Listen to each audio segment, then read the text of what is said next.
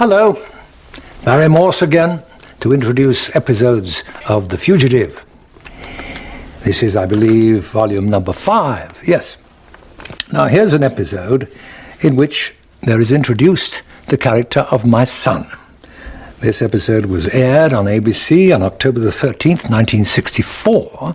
Therefore, it was just about a year after our series had first begun. And it introduced the character of Philip Gerard's son. Rather interesting to think that at that point I was given a son played by a young actor who was later to become, I suppose one would have to say, nothing less than a considerable sex symbol. The young fellow who played my son, who must at this time have been probably no more than 8 years old, was Kurt Russell. He was a very engaging, very good-looking little boy. His father was an actor. And he came to play my son at a time when he was a bit younger than my own son actually was.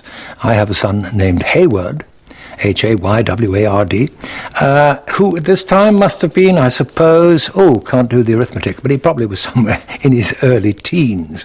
But Kurt Russell, playing my son, young Phil Gerard, was probably only about 8.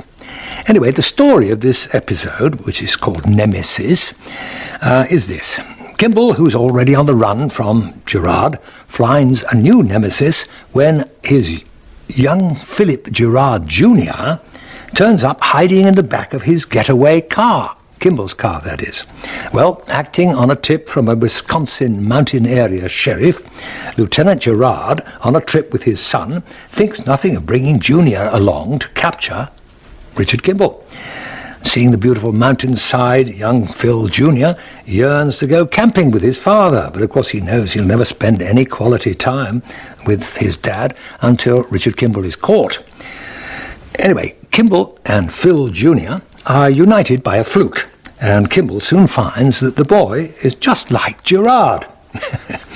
Well, anxious to see Kimble captured, Phil Jr. leaves some clues and does his best to mess Kimble's plans up, even reporting him to a certain local yokel named Corbin, who was played, by the way, by that wonderful old actor Slim Pickens. Anyway, the longer Philip Gerard spends with Kimble, the more he begins to question who's right, Richard Kimble or his own dad. Here it is, Nemesis.